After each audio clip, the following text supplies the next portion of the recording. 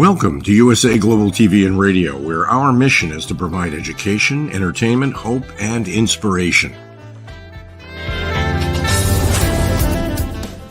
USA Global TV and Radio connects you with experts and audiences all around the world every single day to help you succeed in business and to live a richer life.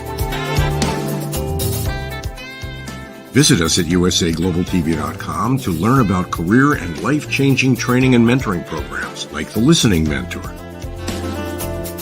Subscribe to our newsletter to stay informed about our special programs and offers. Discover how you can become a guest on one of our shows or a host or producer of a USA Global TV and Radio show of your very own. That's USA Global TV and Radio, where the doctor is always in.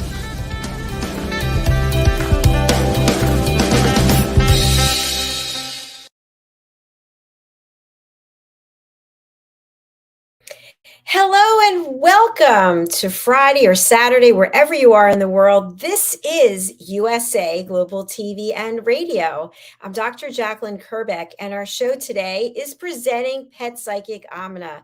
And we're going to be talking about a subject that is near and dear to my heart. It is all about spiders. Everything you need to know about spiders. Everything you don't want to know about spiders. It's all about spiders. Let's present Pet Psychic AMINAH, who is an expert in this area as well as many others. Da da da! I present you. Thank you, thank you, thank you. Wow, this is really creepy, by the way. I just want to tell you that. Well, I could have picked, a cliche of October or something, Halloween or some other catchphrase, but no, I love all this crazy stuff. And I sent you a picture of me holding a tarantula. You definitely did. And I'm going to bring that up. Hopefully it's actually on the other computer. So while you're talking, I'll go and get it. That's good. And if you've seen tarantulas, they're large. They're very large. They're furry and all that type of wonderful stuff. But if you know me and you know the deep glee on my face, and I'm like, I'm in heaven, I've got a spider in my hand. And what you're not seeing is, so I'm doing an educational seminar with a whole bunch of people in this room. So we were stopping places for the students to come by, learn something, move on, and they had to ask good questions because they had an essay and the teachers gave them question marks. So it was really great. We were in an independent school, so they just really had that markup higher, and we had a lot of, I'd say 5 to 7 types of animals with us that are travel and education animals.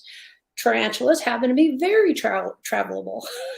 And all I had to do was make sure that I stressed with the kids, you've got to be calm, because you're going to freak the tarantula out. And then if he runs off my hand, then I got a whole room of people screaming, and I can't do that. But what I do is I would roll my hand over, so the tarantula thought, hey, I'm going to get out of here. And then about the 20th time my hand did this, he'd like, yeah, I'm not going nowhere. But it was a great way to honor the fact that this animal wanted to run away, let him feel like he was doing that. He hadn't met a treadmill yet. It just was normal, natural for me to go, okay, here I'm going to be the treadmill. So you can see I've got both my hands staggered in a very maybe strange way in the picture. But what I didn't send you were the really creepy ones where he was on my shoulder for half the day. And then he got up under my collar, and I had to get a coworker to eventually get him out, because he's like, I'm just done. I'm going to hide it. And I didn't have very long hair like I don't now. So it's just like, I have stories to tell.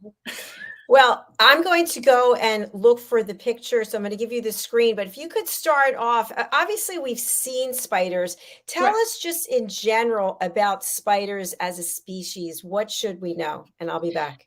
What you should know, and what I really, really want to stress that you take away from this episode, that I'm always trying to teach and show that there is a reason that everything exists. And if you are afraid of anything, that's okay.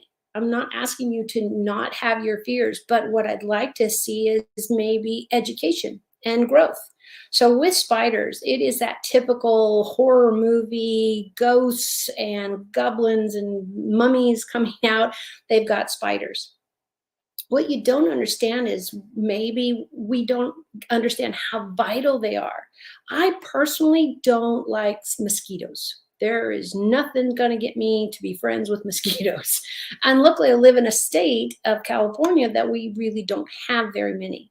But I have traveled extensively, and I've been in parts of the United States and in abroad that, oh my gosh, the moisture in the air alone, they just come out in droves. I've been to Alaska, and literally they have stuffed animals that are mosquitoes because they're so have folklore of the most giant mosquitoes. Now, I didn't run into any larger mosquitoes up there, but oh, we were bitten up constantly, and just came up with all kinds of creative reasons and ways to keep them off of us without just some kind of bug spray, which is really bad for your skin.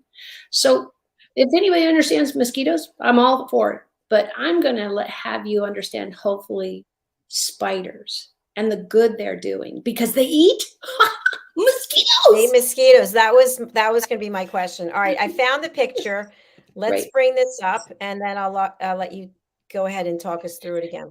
So this is me doing real life. I was working at a wildlife sanctuary, and we would bring certain animals that we could show the kids easily. So if you'll see, just what I'm talking about is hand over hand. This tarantula is like, I'm free, I'm out of the box. And he just started to take off and run as fast as he could. And luckily I can do the hand over hand thing pretty fast. And eventually he just stopped and sat in my hand. Later, which I didn't share this picture with you, Dr. Jacalyn, because I know you'd be so thrilled, is he was on my shoulder for the rest, and he got up onto my collar, not in the fabric part, on my skin in the collar. Now, how did you know that he, or I guess he or she, I don't know, was not going to bite you? Because I have a lifetime of working with all types of animals. When I was 11, I started working with actual wildlife, walking a dingo. If you've never walked a wild dog, oh, it's a whole different experience.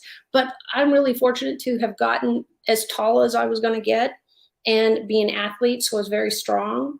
I played a lot of sports where my arms, my legs had to be incredibly strong, and I had been playing that. Again, I'm the fifth child of a coach.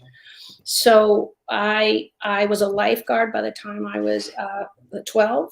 So I had a lot of power in my own body, and I knew that. I knew that I had the strength to also be calm. I was born that way. That was just something I understood. And as the education got thicker and thicker, and I got more and more hands-on experience, much less reading, and then a college degree, it reaffirmed that my energy had to stay equal. So what I found, and this came on naturally in the beginning, especially when you see now I'm working with this tarantula where all these children are all over the place. They're not quiet. This is a whole room full, like a size of a gym. And so we've got people talking and walking around, and I've got to increase the comfort of this spider so that it doesn't run away, first of all, because that would be tragic. We have the whole room cleared, and he might get injured, and he could die, and somebody could step on him, or on accident or otherwise. So I feel really, really committed to a calm energy, to holding it. And so when I first had him, he ran like crazy. And that went on for about 6 or 7 minutes. And everybody who walked by went, wow, how do you keep up? Well, I can see where his legs are going, and I can keep up. And then he stopped. That's when we were able to start getting pictures, because I have him on the shoulder at one point. I have him in my hands at another point, because the trust was built that I wasn't there to hurt him. My energy was calm and quiet, and he never got anywhere in my hands. He just kept running. And so he stood still and let the kids really get close. But I made sure the children who came, and they were everything from first graders to 12th graders. So we had a very diverse age group. And all I said as they walked up is, you must be calm. You must be quiet. You cannot scream. You can't say, oh my God, it's not. And I'm like, no. That's not going to work here, because then the spider's trying to figure out what's trying to kill him. And that was the lesson. That's the lesson of us all being calm. A question I have for you, this is really good education you're giving. If we were to encounter a tarantula or some other, we've got some other pictures of spiders that are not just your normal little black, brown, whatever they are. The first thing is to remain calm. First thing is to remain calm, because imagine you are the one hearing somebody scream. When we as humans, that what does that saying go? We all are fire engine chasers. Things. What is that thing where everybody wants to see the gory? Ambulance chasers. There, ambulance chasers. There you go. I knew you know what I was talking about. And we don't want that. We don't want ambulance chasers. We don't want that crisis, that curiosity, whatever you want to call it. The only way to be with a pet, all of this translates to your pets too.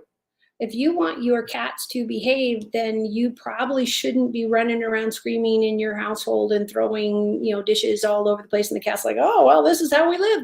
Chaos. This is how the language here goes. And that's not healthy for anybody. So to work with animals, and you'll love this. I was in a cage enclosure where we had reptiles. So these were snakes. And I absolutely am huge passion, of course, for snakes all my life. So I am holding a new one we've only had for a few months. So getting used to this animal, used to us holding them and handling them. Right then the cage was being cleaned. I was holding them. And then some kids came around where I was, and they were high strung. And, oh my God, it's a snake, it's a snake. And I kept going, calm, be calm. And in that interlude, the snake turned around and started biting me, just chewing my hand. And everybody started screaming. And I kept saying, everybody calm down and he will stop. And as soon as everybody stopped screaming, I stopped getting bit. It didn't hurt. It was like if you've ever sewed and you sewed your finger when you're stitching up a hem or something by hand stitching. It was like that. And again, I know I'm not dying. I know it's not a permanent. I get worse scratches and stuff playing tennis and dodgeball on the concrete. It's about keeping perspective. But that's who I am. I also acknowledge that is not how the majority of the world and most people are, rightfully, for them, afraid. So what I want to share always is a life, and just think what spiders eat. Mosquitoes. I hate mosquitoes. Now, wait, I have a question for you. So in case people aren't aware of this, and I don't want to misspeak when it comes to spiders, but I believe that spiders have multiple sets of eyes. Up to 9 to 12. 9 to 12 sets of eyes. Yes. So they can see all around, right, all the time. That's pretty cool, actually. It is really cool. Could you imagine? Nobody's hiding. You get a mother. There's nowhere to hide. And then tell us about, if you know, about the process of spinning the silk or whatever it is to create the I don't web. know the science behind it, and it's not all spiders. It is only a chosen few. You'll get some that will spin, and it's like silk. You'll get some countries that raise spiders that have a spun line that is so sought after that they can use in clothing. Silkworms, that's where we get silk, from that thread of all these little worms, and they become butterflies and bugs and all these other things come from that spin.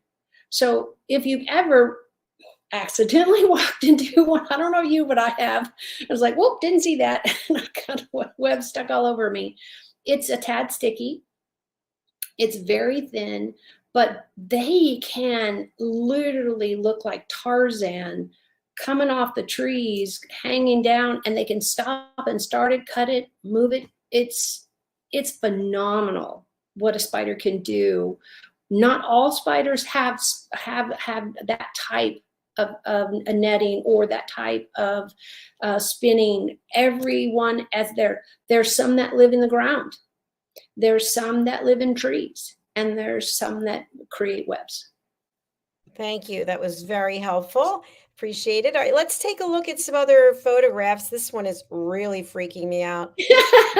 Doesn't he look like he's a guy in a bad mood? So now we don't see 9 or 12 sets of eyes, do we? Or are they there at the top? No, you just see the two. Not all have, multiples.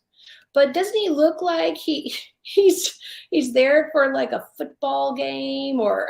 Yeah, he looks kind of cute in a way. He is, isn't he? Now, is he poisonous? Yes. All the ones I chose to show are poisonous. All right, tell us about the poison, where it is, how, the whole story. So this one is called as a jumping spider. So guess what it does? As though it's not bad enough, now it's jumping. And there are more than 4,000 known species of jumping spiders. This is just one. And 300 of them are found in the United States and Canada. So a jumping spider is just, can you imagine those Olympics in those legs? But wanting to know that animals and insects that we're talking about have different capabilities, like you're going to get herd animals. A deer and a cow might both eat grass, but they don't get around necessarily just because they have 4 legs. I bet the deer is going to kick you, is going to hurt, but the cow hit you, it might hurt a little more. The legs he got on that. But they're similar, but not the same. All spiders are similar, but not the same. So what I love is, and I know you're going to think even more creepy things about me, but I love how fuzzy they are. I've actually gotten to touch so many of these that they're just so fuzzy. Is that weird enough for you? No comment. Don't worry, I have none in my home. My girls wouldn't stand it. They're like, no, we're not doing spiders. Now, what do we know about a red mark on a belly? And what's that yellow thing, by the way? That's one of his spun nests. A nest? So there's spiders in there? Yep, could be babies. Could be a whole bunch of babies, billions and billions of them. Oh my Lord. Now, are they in eggs? Like, how does that work? It just depends on the spider. Some have this kind of egg. That's its cocoon. Kind of like, you have butterflies and they come in cocoons and that type of thing. They're going to spin this. This is going to come from their thread, the parent's thread. And when they hatch, it's like a horror movie gone wrong, gone right. And there's millions. They don't all survive. So you really got to put out millions when you're that little, and the birds are hanging out going, hey, look, hors d'oeuvres are being served. Now, wait, a question I have. It looks like the spun cocoon of joy is attached to one of the legs. Is that where the spinning comes from, or that's the spinning comes from usually from the bottom? See the red part, and then you see that it kind of looks like a pee-pee hole someplace. Yeah. Oh, yes. It's coming from that area that the silk is made within, and then they create this nest for their young, because not all spiders stay and wait till their young are born. They are let loose. There is one spider I don't think I included, but it's a flying spider. And what it does is basically creates like a parachute, and off they go when they're born. And wait. We've got jumping, and now we've got flying. Oh my word. You're never going to dodge these, I tell you. I just want to own that. Yes, that's yeah. So your jumping spiders can jump very far, but please remember this.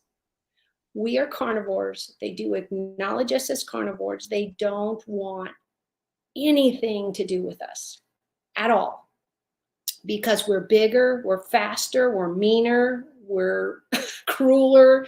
They cannot threaten you, but you can still, get them anyway and kill them anyway.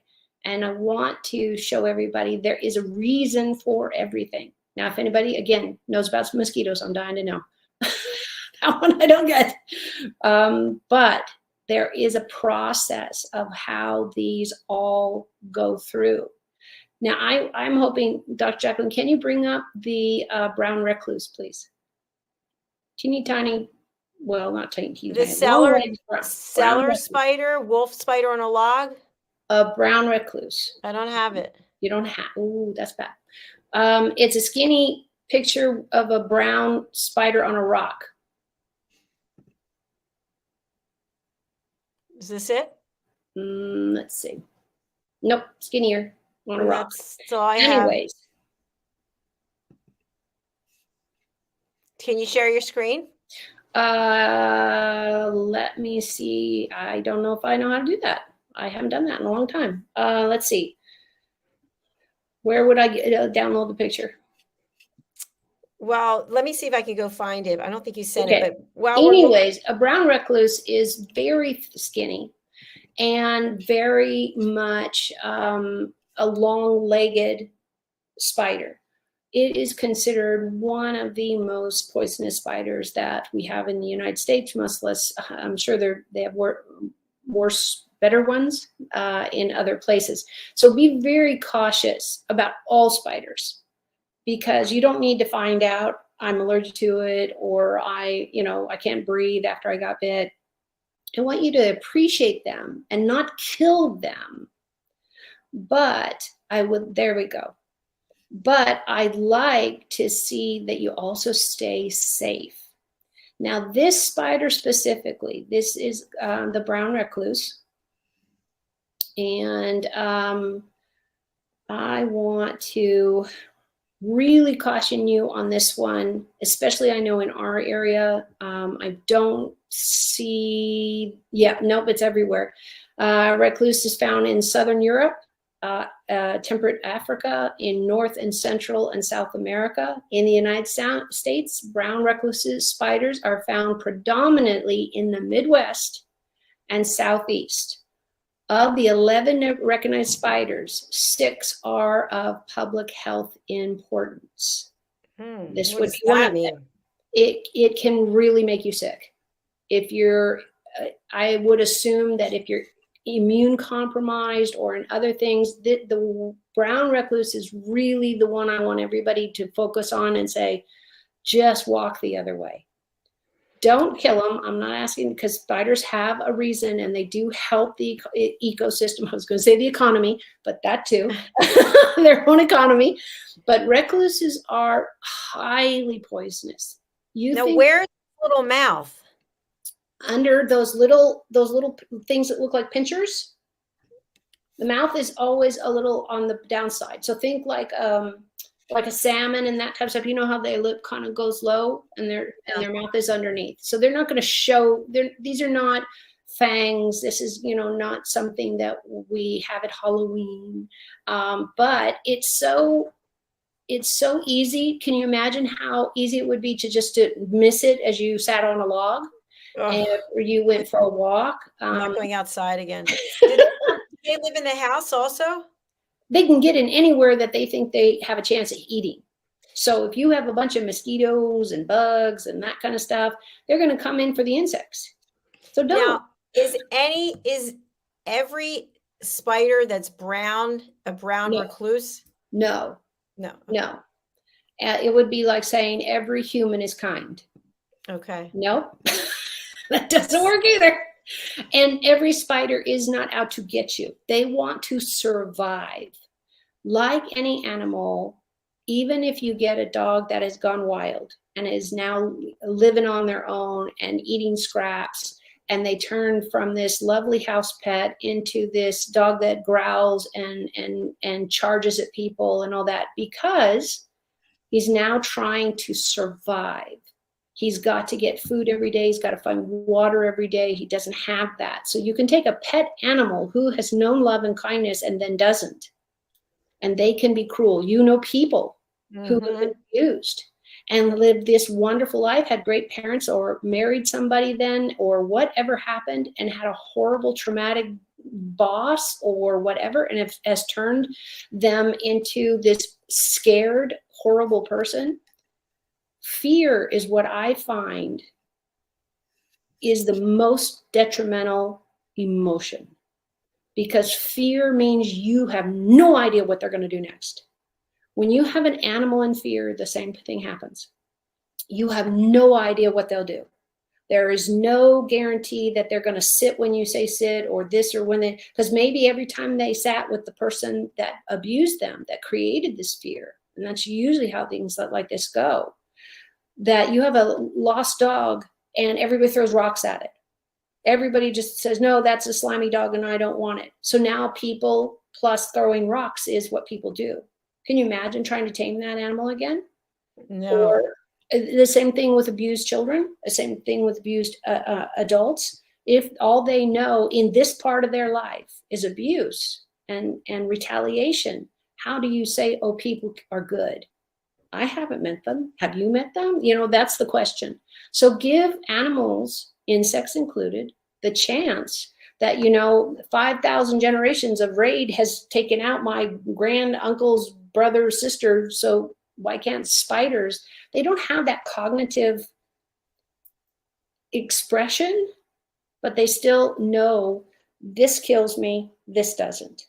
Now, on that subject, of course, we can't speak for all spiders or even one spider, but typically if they are in a I'm looking for food mode, and let's say they're overhead, will they just drop down on top of you thinking that you could be the food, or do they want to stay away from you? No, because they have the sense of smell of their own. They have the sense of taste, touch, the things we have, but they're a part of their tentacles. They're a part of their walking. They understand what they're walking on and where they're going.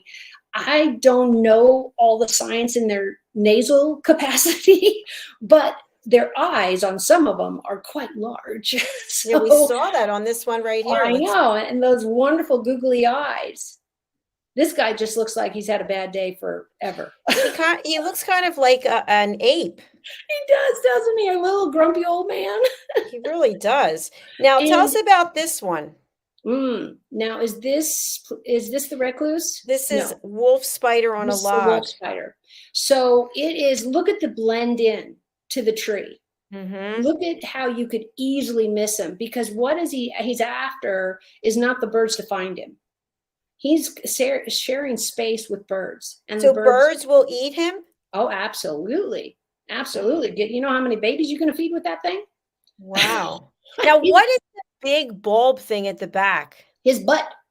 It's his butt. And that's where all the silk comes from. Okay. That's where the web, all spiders have some form of this big butt, as we're talking about it. And that's where your silk's going to come from. Now, is the silk something that they can make on demand, or there's only certain times during the year, or? They make on demand. They make on demand. And again, it's about making sure they're well fed, well hydrated, all of that type of stuff to make sure that they can make good silk. It's the same with a silk worm. And now that's something we harvest for clothing. We can't, I don't know anybody who can do that with spiders because it's not strong enough. Silkworm is very easily made into thread and fabric and all that type of stuff. Spider webs, I don't believe they're strong enough in structure. They're not meant for that. And there's nothing, I don't know that anybody's ever tried. Well, I guess we'd have to Google that and see if anybody's tried to, harvest that, because it's surely possible that somebody has done that kind of stuff. And the spider that we were talking about, the black one, it's, with a little greenish purpley face. Yeah. And did you see what its name is? Jumping spider. Jumping, yes. Yeah. Let's not belong to that one if you don't want them around. But the common name is jumping ability. It has this great ability to jump, which uses to catch prey. And and there's over 400,000 species of jumping spiders. So I'm just giving you a little look at what is out there, not the last story or the first story. So do you have the long-bodied cell spider? Yes. It's the really skinny legs. It reminds me of like a daddy long leg and a spider had a kid. Yeah, little bitty body and little long legs. But where they need, and of course everybody probably knows, but just want to remember, arachnoids are the technical term for spiders. So these are arachnoids, all of them are arachnoids. This one absolutely loves the dark and the damp and the cellars and the basements. Don't you love how I could here? And it has been referred to as the daddy long legs of spiders. Not the same thing. Daddy long legs are just a different creature, but these long stick legs. Can you imagine where they must thrive? And this one is in the United States, in Canada. Okay. And you wouldn't even see it because he's just so small. Why do you think his legs are so big and his body so small? Because of his habitat. Every animal has either morphed as the world has changed, and it's amazing. We have ocean animals. I wish I had one off the top of my head I could think of. We have ocean animals that were, for example, snakes at one time, and now they're eels or some kind of electric eels in the water. I don't know if that is a transition, but do you see, you could make that sail and say, oh, he used to live on land. There's a lot of animals that have adapted to what the world looks like today. The long body and little short spiders' legs they're called in piles, and from dark to damp places, cellars and basements. They are the perfect, like if he was on what is that? A tightrope. That's what I'm thinking of. A tightrope. So that is a really one. But what I really want you to see if you can get the one that's called the brown recluse. Do we have that one up? He's on a rock. We just looked. Yeah, we just looked at that one. Okay, bring that back just for a second, please, if you can. I just closed it down. I don't know if I said this. Maybe I did.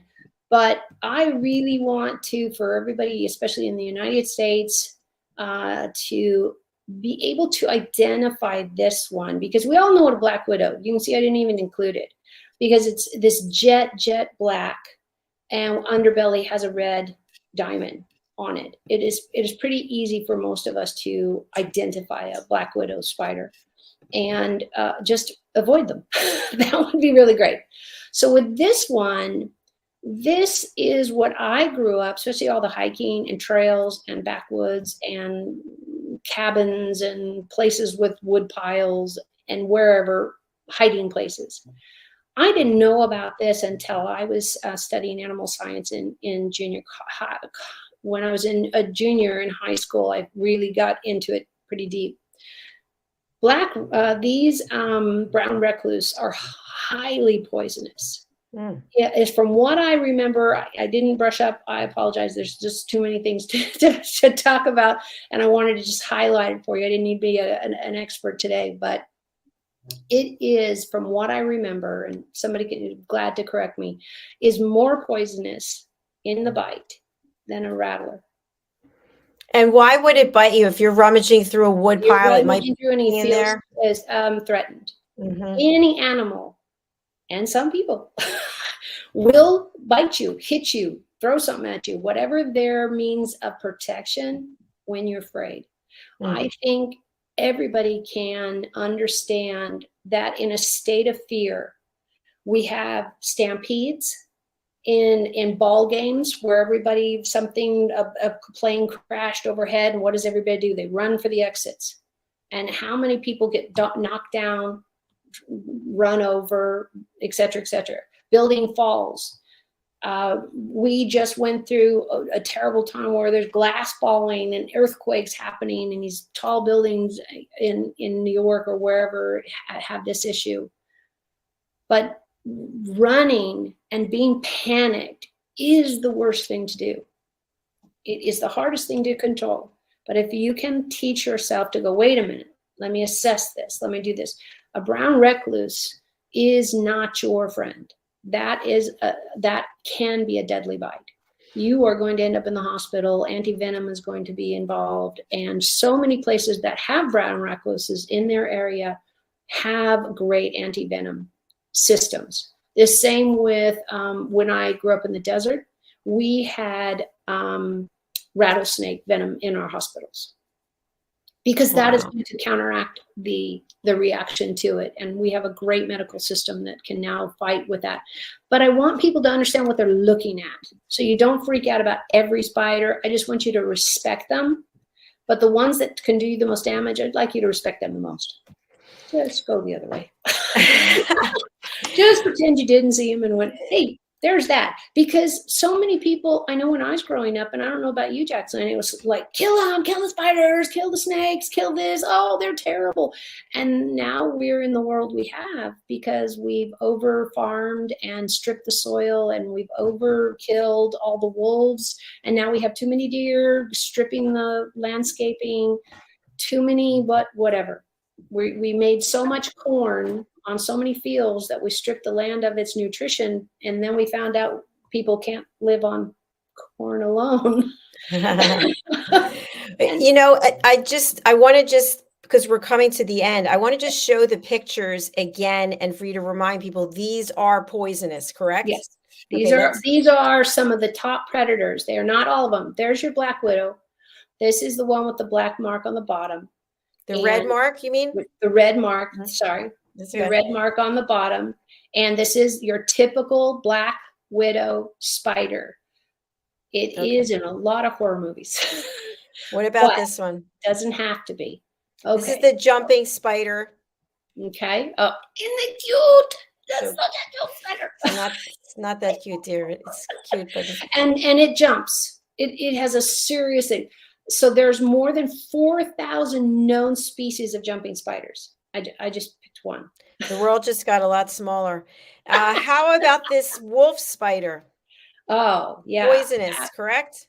Absolutely. I picked all poisonous spiders so that you can see some of the most dangerous to be around. I really wanted you to see that. And the cellar spider? Yep. The cellar spider is really, really cautionary. Always, always, always respect what you see. Because you might see this one and say, oh, it's just a daddy long legs. They're harmless. Sure, but daddy long legs don't have quite the belly and the look in the legs. And not every state has every spider. I just want to share this with you. I think this is important. Whatever spider I may see in my life, I hope they're not jumping or flying. I am not going to approach it. I'm going to go the other way. I'm not going to go, hey, little spider. No. Do your thing. Leave me alone. So AMINAH, we have just a little over a minute left. What do you want to leave our audience with when it comes to spiders? If you hate mosquitoes, love a spider.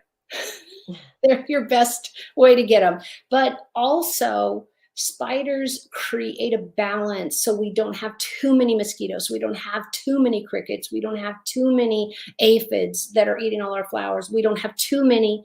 It's about balancing the world. You have to have predators for every known animal, bug, reptile, whatever nature has. The honeybees have to have flowers and have something to pollinate for us to continue eating. What I want you to hear is the world is a circle. And I need you need the next guy, the next person needs the next person, and the animal kingdom's the same way. The bug kingdom's the same way. The plant kingdom is the same way. We are all connected. If I don't have a honeybee, I won't have beautiful flowers or corn or apples or whatever, cucumbers. And if I don't have the mosquito, which is food for all these other birds that we go through and have, we won't have eagles, we won't have doves, we won't have pigeons, we won't have any of it. We've got to have everything. If you like it or not, just respect it and say, hey, you stay over there. I'm going to live over here. You live over there. And try to do it without chemicals, because Raid, and I own my years of using Raid. I own that and Roundup. I now know better, and I'm learning every single day. And that's what I'm sharing, is I've lived these choices, and I'm just as guilty. So I'm growing, and I'd hope everybody grows with us. Thank you so much for this fabulous show and these great memories that I'm going to go to sleep with. I really do appreciate it. If people want to reach you, what's the best way? Go to bridgingworlds.us. Every connection, our shows are there. Where's my YouTube link is there. My Facebook, where I joke around about everything and try to teach you with joy and love and caution of how to coexist with all of this. Because if we don't coexist, we're on the precipice. We are on the cliff right now in this world of no food, no water, no world, and us gone. No good. So if you'd like to have beautiful flowers and beautiful trees and kitties, I have a cat right now who's adamant to get this fly on this window in front of me, and I'm keeping it in, and Emma's just a word, but I love her. I love watching her glee. I love her that she can't get to the bug. But think about that. Think about all the love and joy you want to share with your family, or see your grandkids or your great-grandkids, your grandmother, your aunt, uncle, whatever. Or have that new pet that you've been waiting for the right time. It can't happen if we all don't cooperate and not destroy it. Very well put. Thank you. Thank you for summing that up. We are finished with our shows for this week, and we're so grateful for everyone for being here and watching. I do have just one quick announcement that on Sunday, I'll be working. What? Yes, it's our reunion show again. So we're super excited. If you didn't get a chance to sign up, just go over to our website, look for the reunion show. We're starting at 10 a.m. Eastern Standard Time. So thank you, AMINAH. Thank you, Spider Community. Thank you, mosquitoes. Thank you, birds. We appreciate and respect all of you, and we'll be back, as I mentioned, on Sunday. And AMINAH and I will see you next Friday. Absolutely. Take care. Bye, everyone. Bye.